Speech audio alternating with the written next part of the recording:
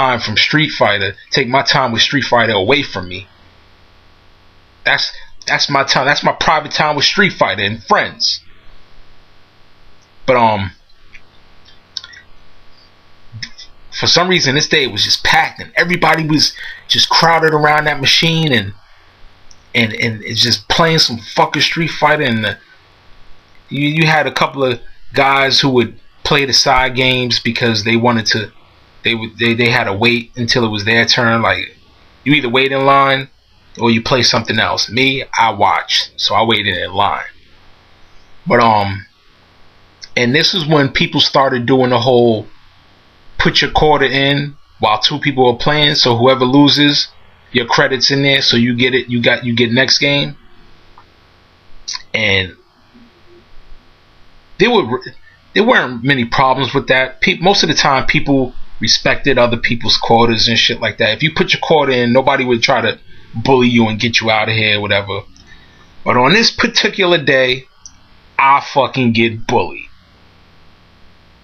I remember putting my quarter in, and two people were playing, and somebody lost, and some square face nigga just came out of nowhere.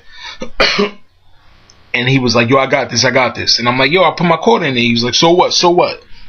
And I'm like, yo, what the fuck, man? My quarter's in there, yo. He's like, so what? And I'm like, fuck out of here. You know, that's a big deal. 25 cents back then, that was money, man. Take a sip of Gatorade real quick. Yeah, but you put your quarter in the machine, that's like, yo, this machine is mine for the time being. You know? That's like going to a peep booth. You put your money in, and when the curtain go up, the ladies dancing around, and then the curtain go down mad quick. You're like, yo, I want all my however much you. If I put $1 in the peep booth and I'm supposed to get 10 minutes, I want 10 minutes. I don't want 35 seconds and then you close the curtain and I don't, you know, finish or whatever fuck you doing to people. But yeah, that was a terrible analogy, but you know, I didn't even get to. I put my quarter in. This dude just pushed me to the side, and I was just standing there here like, what the fuck? And I remember storming out like, yo, fuck. I started spazzing. I'm like, yo, fuck this, blah blah blah. Niggas is pissing me. I was saying shit I would never say around my mom, never say around my dad, never say around any of my family members. I was seeing red, man. You took Street Fighter away from me, and my money's in that machine, man. And I didn't give a fuck how big that nigga was.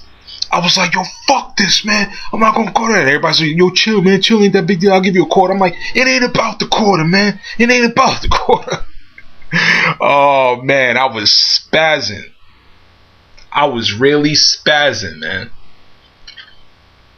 But that never happened to me before. And one thing I don't like is when people disrespect me or my friends. When you do something to my friends and family, I'm more mad than when you do it to me. But when you do something to me like that, especially I'm a little nigga that just loves Street Fighter, and you bullying me, and we don't really, my arcade didn't play that. All the other arcades in my town, they had whatever way they did things, that's how they did things. I didn't frequent those arcades enough yet to know what the dealings was in those places. But in this one, everybody respected everybody. But I'm spazzing. Even my friend Walt was like, yo, you can't do that, man. That's fucked up. He's like, yo, I got him. I'm gonna give him a quarter. I'm like, it ain't about the quarter. And I remember walking outside, and I was just pacing back and forth in front of the pizza shop, and somebody was trying to talk me down and make me relax, and I was just pacing back and forth like, nah, I ain't no relax. Fuck this, man. Nah. And then I threw a kick, and it's funny because I never threw a kick like this again. I don't take kung fu, martial arts, none of that. But I roundhoused the store window, and I was on my karate shit, my Karate Kid shit. I was on my Bruce Leroy, matter of fact. Forget karate, Bruce Leroy, nigga. Who the master? I was on that shit. I was just so heated. and I roundhoused that fucking store window because I couldn't take it out on nobody else. And the window shat. It didn't break apart, but you know when you crack a window and it do the whole spider web crack, it travels, and it's just like, oh shit, you can see the crack, and if you just touch it, it's all gonna come down to pieces. I basically spiderweb cracked the store window. Gino come running out of all people, you, come on Jay, you can't do this, this cost me money. And I'm like, he took my fucking quarter, Gino, bro. And Gino's like, who gives a fuck about a quarter? You know, his Italian accent, he had broken English, and he was like, who gives a shit about a quarter? You can't look, oh, you know how much that's gonna cost? And then me doing something, like, as soon as I calmed down, like, not even as soon as I calmed down, but as soon as he said that, I realized that I took it too far. And the thing is, I don't think I tried to kick the store window, but I can't say that because I was seeing red, so I don't even know what was going on. But I might have just took it out on the window in frustration, but I didn't think I would shatter that shit, you know? Seriously, like, I didn't think I had that kind of power. I guess the chi in my leg, all the energy built up, I took it out on that window. But I calmed down. Gino's like, oh, relax, I'll give you the money. I'm like, nah, man, I want it from him, man. Nah, I can't even go in there yet. Yo, Gino, I'm so sorry, man. I'm so sorry. He's like, it's okay. Gino was so fucking cool. Like, any other place probably would have banned me. I didn't even know about bannings at this time. I never even heard the word ban. When this, like, around this time, I never heard the word ban at that time. I'm like, what, 11, 12? I never knew about people being banned from areas. But I'm surprised he didn't ban me. I'm surprised he didn't say, you know, find out who my parents was. It wasn't hard back then, you know. Back then, a whole village raised the kid. It's not like nowadays where a parent can't even discipline a kid because the kid call the cops and they take the parents' ass to jail for disciplining the kid. It's so weird. Nowadays, it's just so, and it's just so this is a bitch made country now, man. Everybody's soft now, man. A bunch of soft niggas with tight ass jeans running around nowadays, man, and they think that shit is cool with neon colored clothes, man. What the fuck happened? Anyway, but I walked back in, and the dude that bullied me, the dude that took my spot, he was like, here, man, here's 50 cents. I don't want your fucking money. And I snatched the 50 cents out of his hand when I said that. And everybody cleared out. Everybody's like, yo, here, you play. I don't know who had next, but I guess it was supposed to be me next. But I know some other people played. And I was so mad. I went inside, and I went back inside. I said I went back inside. I'm already inside. He gives me a 50 cent, and everybody's clearing the path. They let me play, so I put the court in, and I'm just heated. And I'm so mad. I didn't even when I put my court in and it was time to choose a character, I didn't even get over to Ken before I pressed anything, because, you know, like I said before, I only played Ken. Back then it was Ken or Ryu. I could play other characters now because I was nice, but I was still playing them, and I was ready to bust ass. I was so mad. I was in a bad mood. And I put my court in, and before I even could get to Ken, I pressed the button, and Chun-Li, I picked fucking Chun-Li out of all characters. Well, I can't complain, because imagine if I picked Zangief. That would have been a waste of a quarter. But yeah, I wasn't nice with Zangief. I can't say I was nice with all characters. Zangief and Dhalsim, I was still terrible. My boy Damien, who was the #1 nigga in my area, he could play everybody. I mentioned him in the previous episodes of this shit, but he wasn't around. But I was the nigga that day. But I highlighted Chun-Li and chose, and I was like, fuck. In my head, I'm like, fuck. But the crazy thing is, I bodied the fuck out of everybody in that place probably twice. I remember when I picked Chun-Li, I was on that machine for a good, and I'm not even exaggerating, it had to be a good half-hour run, man.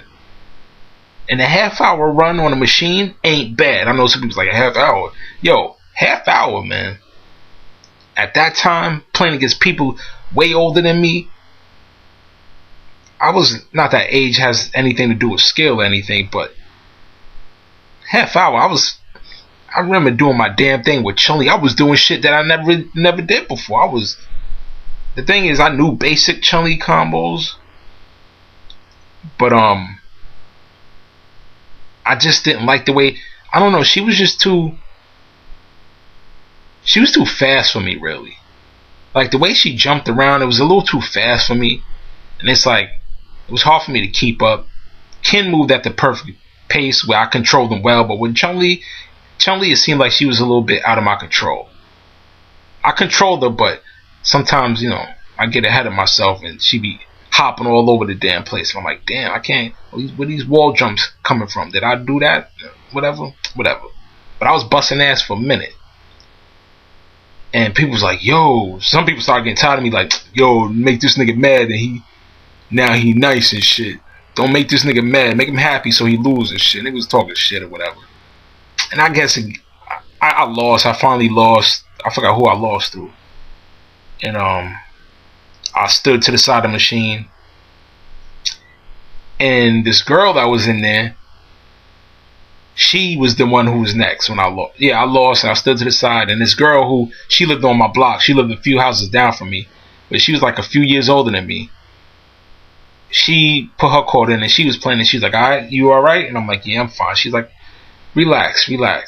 And she rubbed my dick from the outside of my jeans. She rubbed it. She grabbed it and like rubbed it. And I'm like, did she just do that? In my head, I'm like, she told me to relax and then she grabbed my dick. And this girl was a little crazy. She was a little off. And but I can't front, man. I was just like, damn.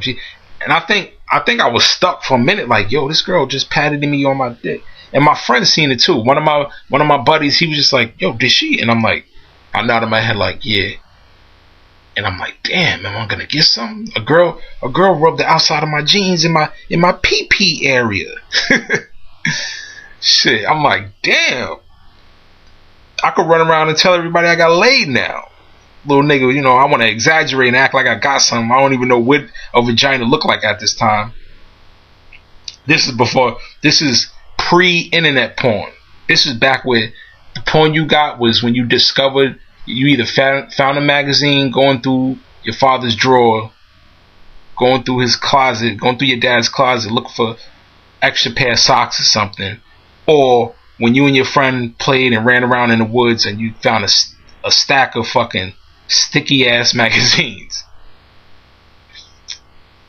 I mean, that reminds me of a quick story where one day me and my friend was walking. This is when I was in high school. Me and my friends was walking to high school, and people put out their garbage in the morning, and somebody put out a fucking high. It was a tall stack of just porn mags galore, man. It looked like it must have been a mini library of porn magazines. But we were walking to school, and I don't know how we found it, but I remember my friend looked at it because he was like, yo, what the fuck is this? And he walked over to me, he's like, look at all these magazines. And I'm like, me, all I cared about was fucking games. Even when I was in high school. This is early high school though. This was like 9th grade. Freshman. I was like, what are they, game magazines? And he looked at the top one. He was like, it's like, it was some generic name like Triple X Jugs or whatever the fuck. It was just some bootleg ass mags, but it was a lot of them though. I can't even say bootleg mags because they were just fucking porn mags. There was no such thing as bootleg porn magazines. When it was fucking naked chicks on it, it didn't matter what the fuck it was, naked chicks. It didn't matter what the fuck the name of the fucking magazine was, but it was a whole stack. And he was like, my friend was a perv. This nigga Richard, this nigga was a tall white kid who had mad fucking acne all over his face. He was a crazy nigga. That nigga probably in jail right now. He was just a crazy nigga. He was like, oh my god, yo, I gotta get all these magazines home. And I'm like, nigga, we got school. We headed to school. He's like, fuck school. Yo, help me bring these to my house. And I'm like,